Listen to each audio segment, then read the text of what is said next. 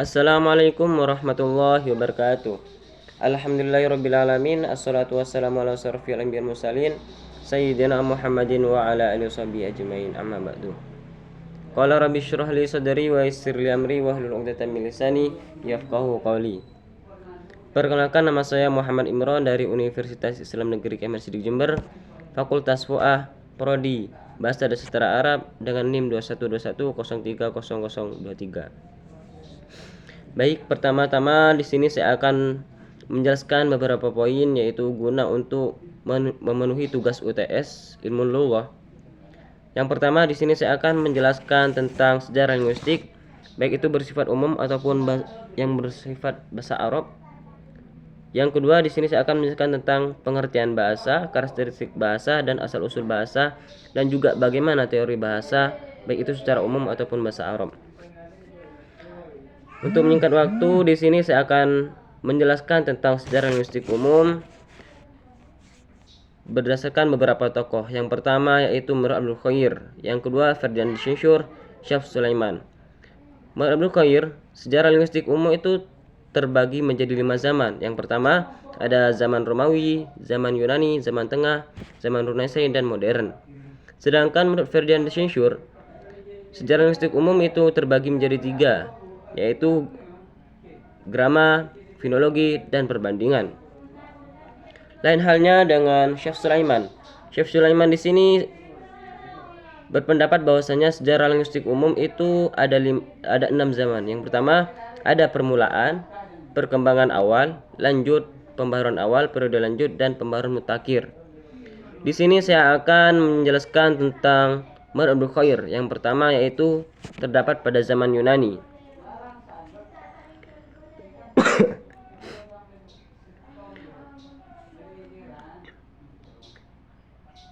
Ditemukan banyak pendapat dari para ahli dalam mengklasifikasikan periodisasi sejarah pertumbuhan dan perkembangan linguistik. Contohnya Abdul Khair, ia membagi periodisasi pertumbuhan dan perkembangan linguistik menjadi 4 zaman. Yang pertama yaitu zaman Yunani, zaman Romawi, zaman pertengahan, dan zaman Renaissance. Yang pertama terdapat pada zaman Yunani.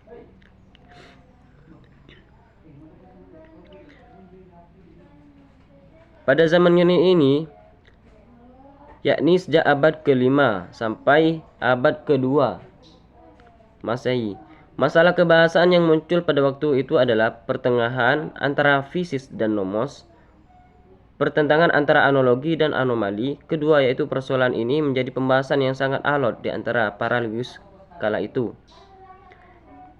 Di masa itu para linguis mempersoalkan apakah bahasa itu bersifat alami atau fisis, atau bersifat konvensi atau nomos. Bersifat fisis maksudnya adalah bahasa yang memiliki hubungan antara asal usul, alat sumber,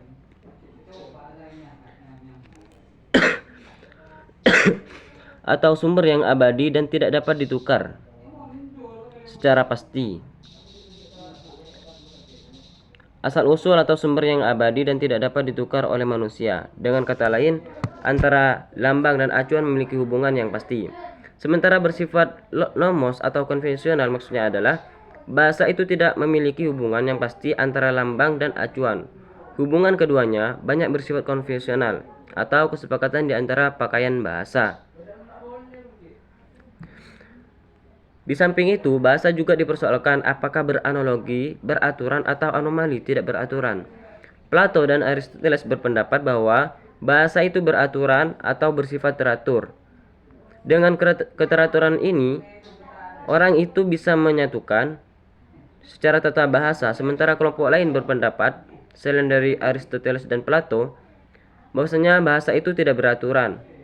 Misalnya pada contoh, kenapa jamak dari lafaz rasulun adalah rasulun? Kenapa tidak rasuluna? Yang sama halnya seperti kata lafaz muslimun yang ketika jamaknya berupa muslimuna.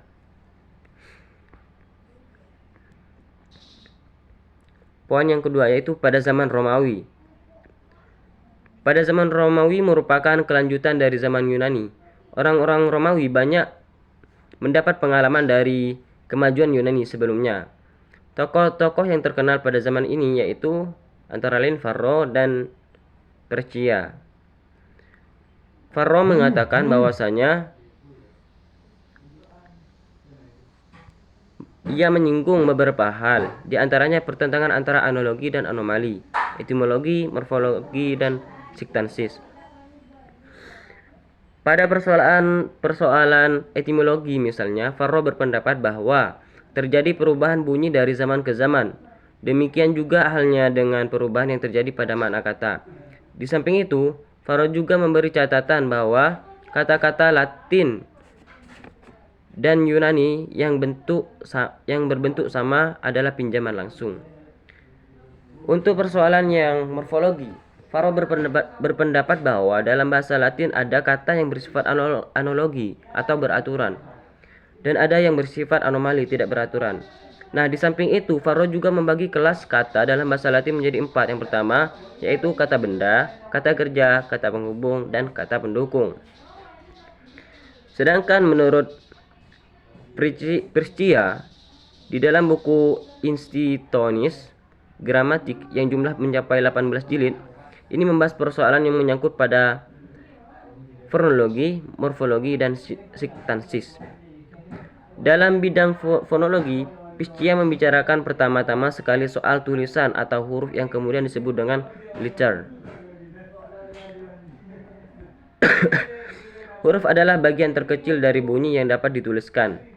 Sedangkan bidang morfologi, Percia mengatakan bahwasanya ia membagi kelas kata pada 8 kelas. Yang pertama yaitu kata benda dan kata sifat, yang kedua kata kerja, yang ketiga yaitu kata yang selalu berderivasi, yang keempat yaitu kata yang dapat menggantikan nomen, yang kelima yaitu kata yang secara siktansis dan semantik merupakan atribut verbum, yang keenam yaitu kata yang terletak di depan bentuk yang berkasus.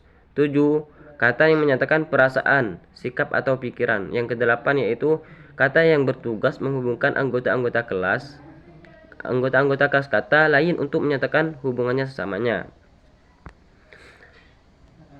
Sejarah linguistik umum pada zaman pertengahan.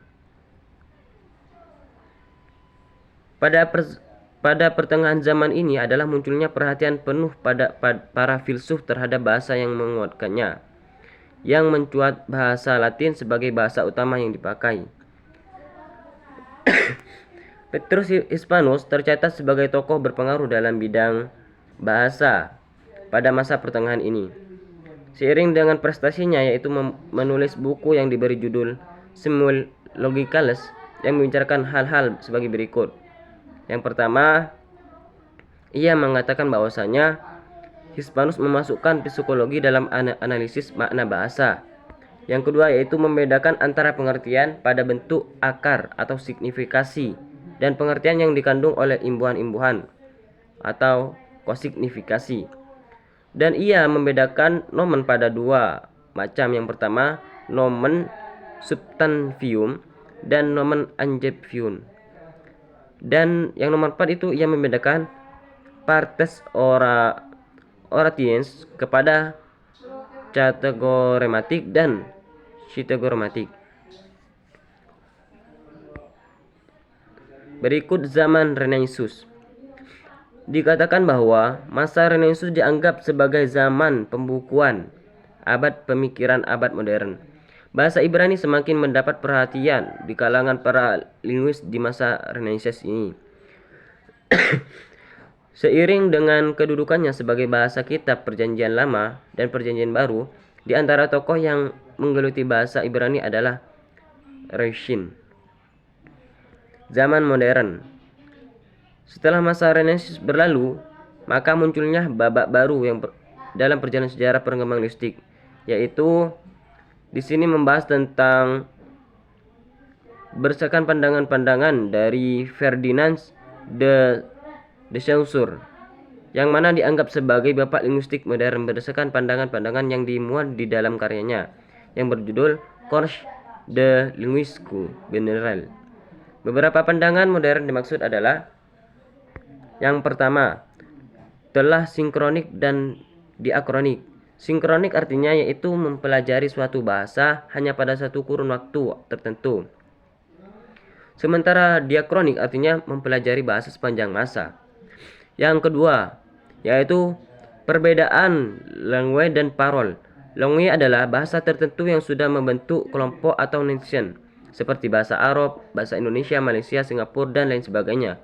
Sementara parol berarti bahasa sebagai perbuatan pembicaraan oleh seorang individu pada waktu-waktu tertentu. Berikut poin kedua, di sini saya akan menjelaskan tentang sejarah linguistik, pertumbuhan dan perkembangan Arab. Terdapat perbedaan para ahli sejarawan untuk menentukan orang yang pertama kali menentukan linguistik yang terdapat bahasa Arab atau yang dikenal dengan ilmu nahu, yaitu terdapat perbedaan pertama menemukan ilmu nahu ini. Yang pertama, ada yang berpendapat bahwasanya yang pertama menemukan ilmu bahasa Arab yang meletakkan dasar-dasar gramatikanya adalah yaitu Amirul Mukminin Sayyidina Ali bin Abi Thalib. Yang kedua yaitu Abu Aswad Ad-Du'ali. Mengenai perkembangan dan pertumbuhan ilmu nahu dibagi menjadi 4 periode. Yang pertama di sini periode pembentukan. Yang kedua periode pertumbuhan dan perkembangan. Yang ketiga yaitu periode kejayaan. Yang keempat yaitu periode reformasi dan reformulasi. Periode pembentukan, menurut Khair bahwa pertumbuhan linguistik Arab dimulai sejak masa Renaissance. Studi bahasa Arab mencapai puncak pada abad ke-8, yaitu dengan terbitnya Kamus Bahasa Arab yang berjudul Kitab Al-Ain. Pada masa ini terfokus kepada pemakaian qiyas sebagai sumber dan membentuk qawaid nahwu, khususnya masalah akhir kata atau i'rab dalam kalimat. Sedangkan kedua yaitu periode pertumbuhan dan perkembangan. Periode ini dimulai sejak akhir zaman, akhir masa Khalil bin Ahmad sampai pada masa awal Al-Mazani dan Sikit. Dikatakan sebagai periode pertumbuhan dan perkembangan karena beriringan dengan munculnya perhatian para linguis Arab terhadap qawaid bahasa Arab, lahirnya berbagai karya tentang qawaid nahwu. Yang ketiga yaitu periode kejayaan. Disebut sebagai periode kejayaan karena perhatian dan keseriusan para linguis Arab untuk menulis berbagai judul terkait dengan nahwu demikian pesat. Pesatnya kajian nahwu pada periode ini sama dengan pesatnya ilmu-ilmu filsafat, kedokteran, pendidikan, dan sebagainya. Yang nomor 4 yaitu periode reformasi dan reformulasi. Yang dimaksud dengan reformasi atau reformulasi di sini adalah yaitu munculnya pemikiran dan upaya dari para linguistik Arab untuk menformat kembali materi nahwu dan pembahasannya supaya lebih mudah dipelajari. Sebetulnya reformasi materi nahwu telah muncul pada abad ke-6 yang dipelopori oleh Ibnu Mada dengan kitabnya Al-Nuhat. Namun pemikiran ini tenggelam di telan masa dan baru penampakan dikembali sekitar akhir abad ke-13 atau abad ke-19 Masehi.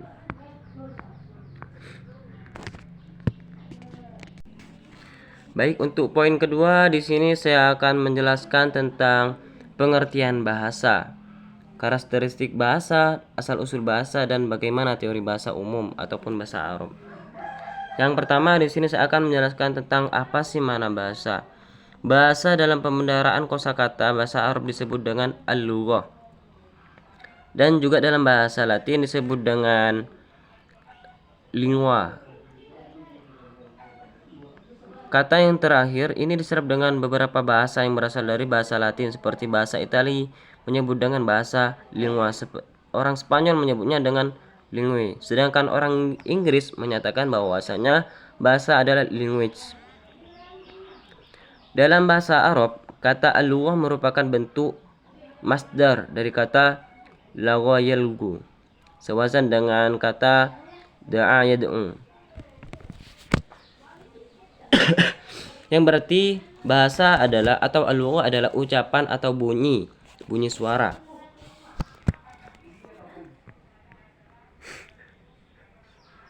Itu secara bahasa. Sedangkan bahasa secara terminologi yaitu pengertian bahasa banyak dikemukakan para ahli, diantaranya definisi yang dikemukakan Ibnu Jilni Bahasa menurutnya tidak lain adalah uswatun yughayyiru biha kullu qaumin an a'radihim, yaitu lambang-lambang atau bunyi-bunyi yang digunakan setiap kelompok untuk mengantarkan maksudnya.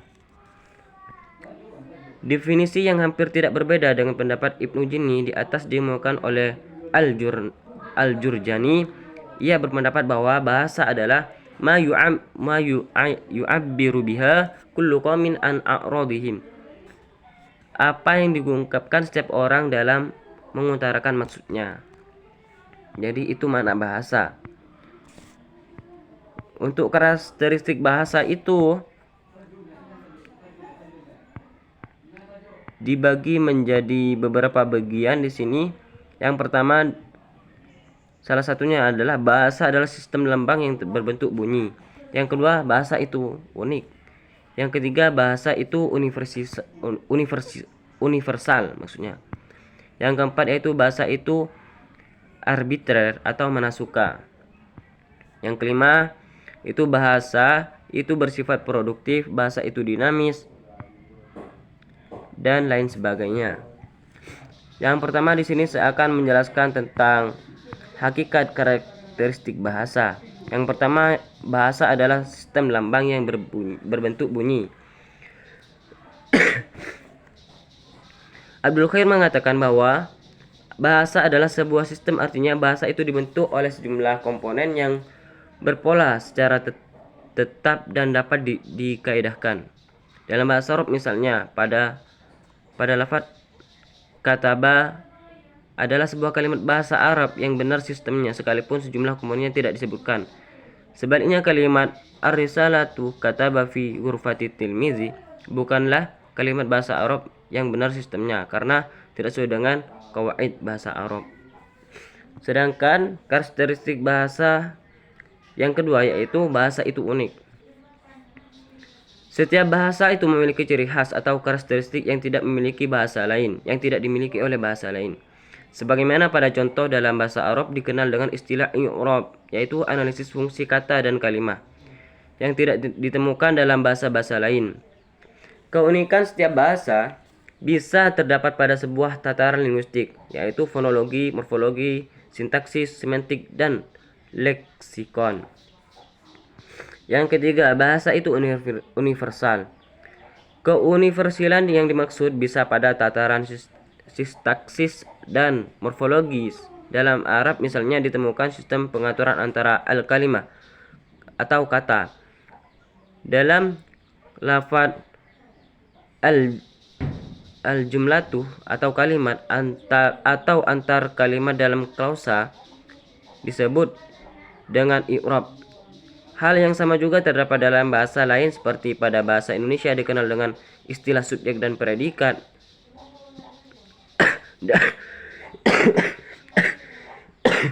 dan juga objek.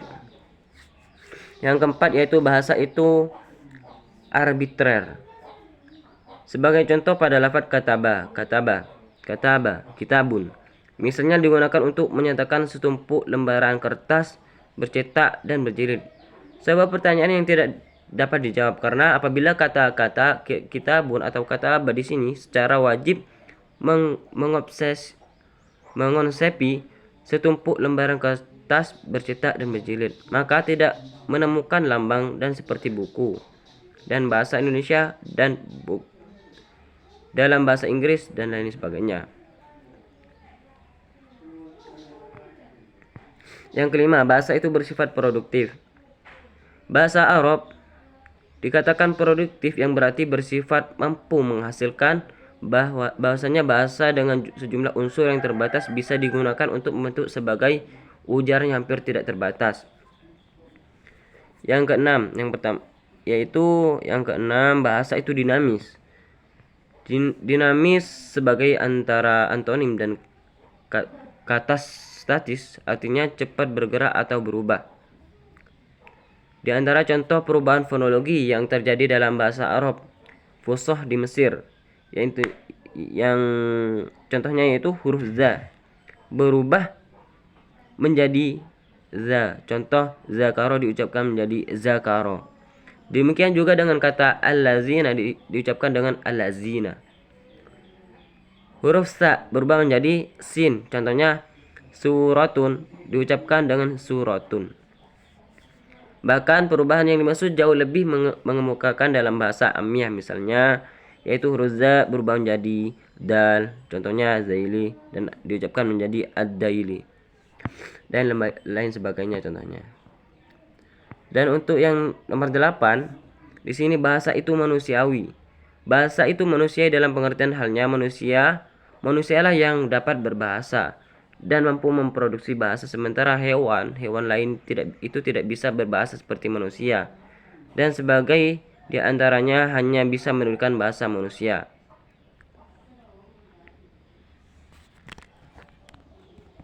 Dan poin berikutnya di sini saya akan menjelaskan tentang sebuah materi yang saya pahami, yang paling banyak dipahami, yaitu materi tentang karakteristik bahasa Semit.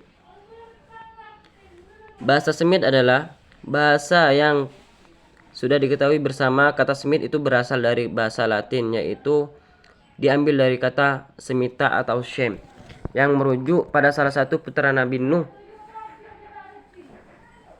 bernama Sam.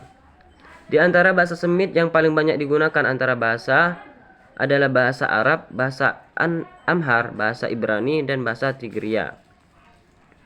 Di sini saya akan menyimpulkan kaitannya bahasa Semit dengan bahasa Arab. Menurut Abdul Wahid Wafi, yang pertama, berbeda dengan bahasa Indo-Eropa. Semua kata dalam rumpun bahasa Semit mempunyai satu bentuk kata masdar. Jika dalam bahasa Arab berarti masdar. Yang kedua, di sebagian besar bahasa Semit itu ada kata kerja, atau dalam bahasa Arab itu disebut dengan fi'il. Selalu memiliki masa waktu madi, lampau, hal, dan mustakbal. Yang ketiga, yaitu kesamaan kosakata dalam bahasa Semit adalah sama-sama merujuk pada anggota badan, bilangan, kata kerja, dan peralatan rumah tangga dari bahasa Semit itu sendiri. Sedangkan menurut pendapat Emil Badi Yaakob, bahwasanya bahasa Semit itu yang pertama pencetakan isim atau kata benda didasarkan pada jumlah serta jenisnya, sedangkan pencetakan fiil atau kata kerja didasarkan pada waktu, zaman, jumlah hurufnya, apakah itu mujarrad apakah mazid, dan kualitas huruf sahih atau mu'tal. Yang kedua, menurut Emil Badi Yaakob, bahasa Semit itu memiliki huruf halaqah atau faringal, yaitu lafaz ain dan ha.